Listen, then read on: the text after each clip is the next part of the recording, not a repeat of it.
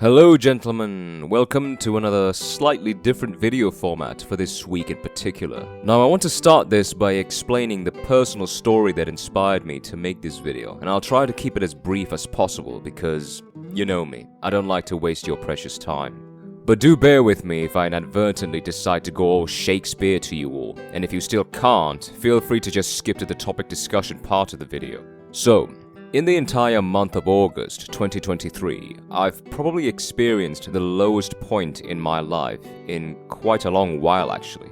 And there are several reasons for that. Firstly, I re-injured my shoulder at the very start of the month during a preposterously fatigued sparring session with one of my mates. It was actually a rather foolish decision on my end. The coach wanted us to spar for only 3 rounds, given that we're at the end of the session, and he didn't want to push us way beyond the limits.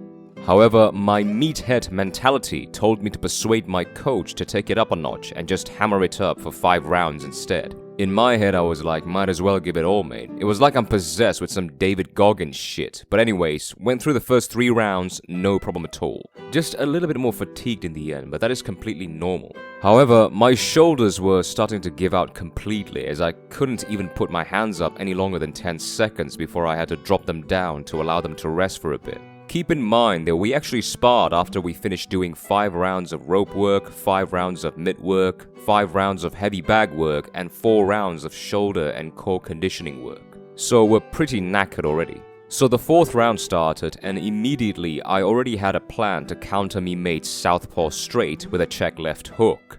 However, as he threw the left straight, he actually dashed forward and his body just crashed into the inside of my left arm as I was throwing the left hook. And that impact completely separated my left shoulder from its socket. I mean, to add insult to injury, my shoulder had popped a few times beforehand, and as we all know, the more it pops out, the easier it can pop out again. So yeah, I was left practically injured and had to stop boxing or even lifting weights completely for at least a month or so.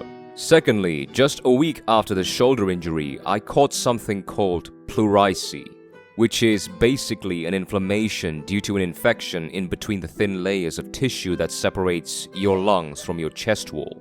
So every time I breathed in and out ever so slightly deeply or heavily, and it includes sneezing and yawning, I experienced a massive stabbing sensation underneath my left chest.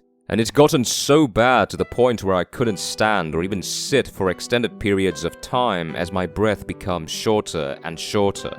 I had to either lean back on the chair or completely lie down in order to subdue the pain slightly and make it more bearable.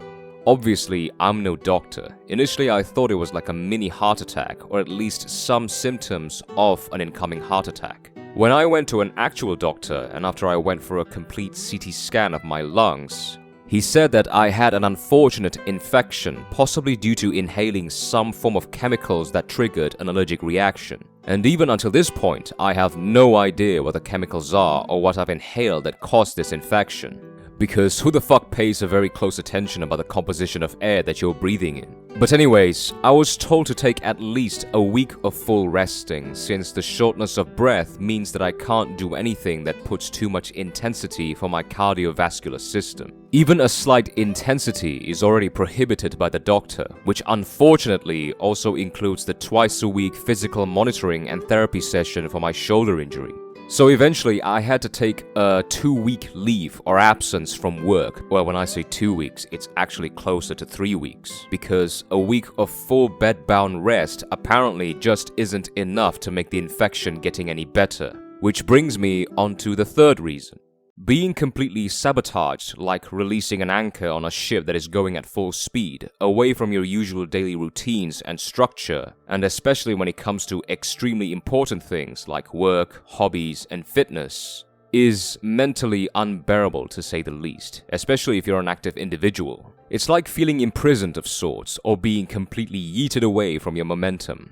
And just 2 or 3 days after I realized that I can't do anything besides resting and recovering, of course plus eating and shitting, I was completely gutted and my stress level increased to an all-time high and I became insufferably restless. But every time I become more stressed and restless, the pain in both my shoulder and my chest intensifies as well. So I had to force myself to relax somehow. And if I'm going to be honest, I initially reacted poorly with my circumstances. I tried to desperately control what I can't control. The stress and anxiety of losing all the progress I've made and the inability to work and make money drove me to sleepless nights and eventually binge eating. The only salvation is my abundance of free time that caused me to double down both on reading and on YouTube.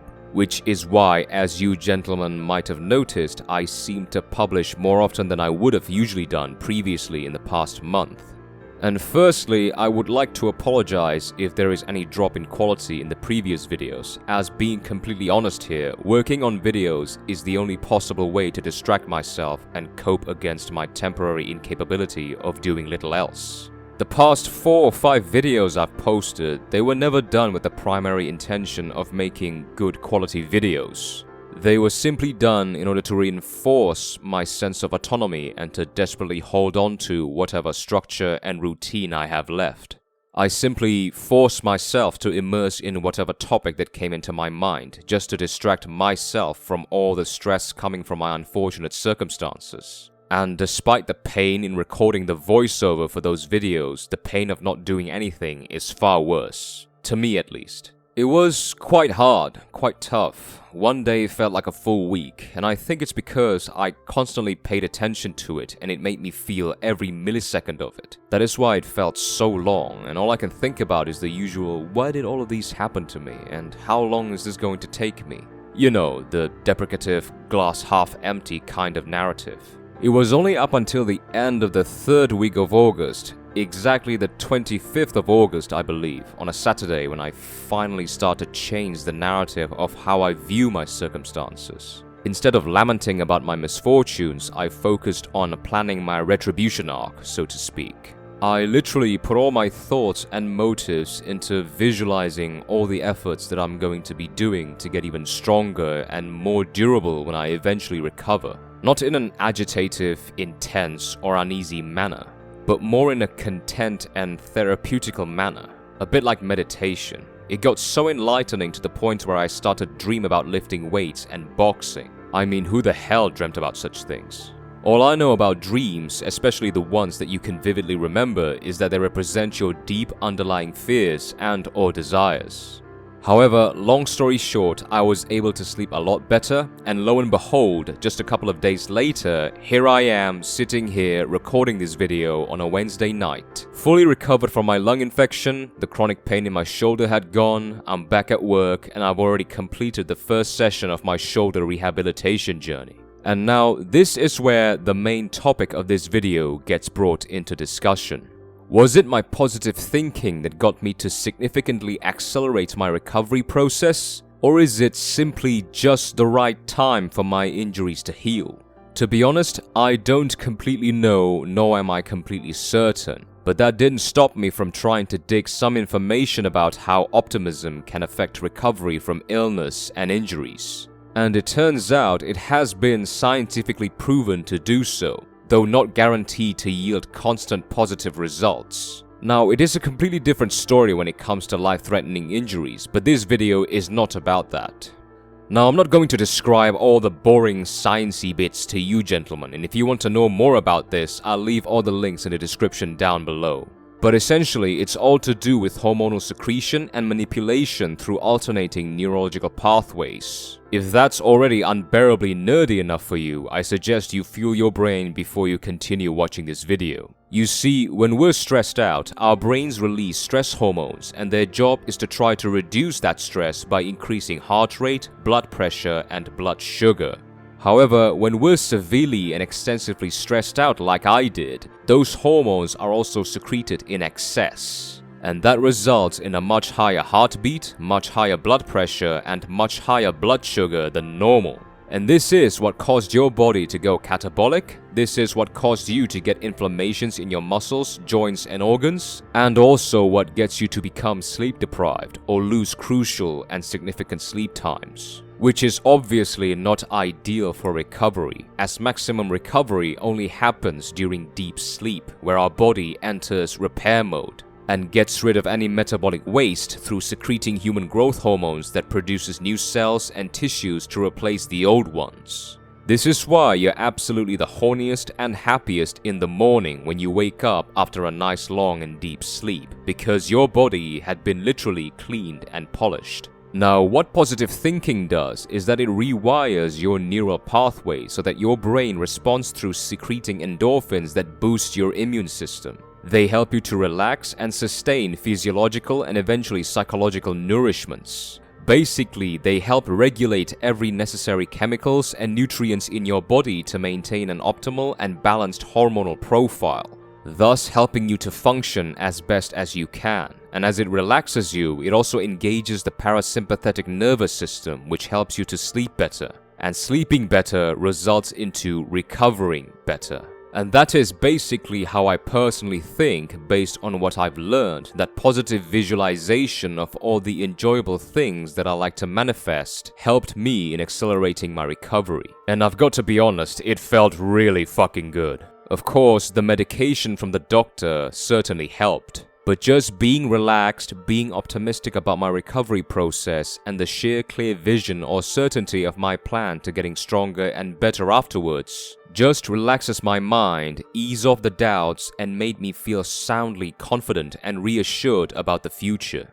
It's quite amazing what a simple switch in mental narrative can do to your entire functional embodiment. And some also say that it helps kill cancer cells as well. But hey, don't take my word for it. Now, what I want to know is that, what do you gentlemen think about this? Has any of you experienced this beforehand? And if you have, don't be hesitant to share your own story, or anyone's story for that matter, that you've heard in your family or among your circle of friends in the comments down below, cause I would absolutely love to read it all the way. And also, if any of you who is an actual neurologist or who is studying to become one, do proceed to give a better explanation than me about this whole psycho-neuromedicalism in the comments down below as well. If you don't mind, of course. And that's it for this week, and as always, thank you for watching.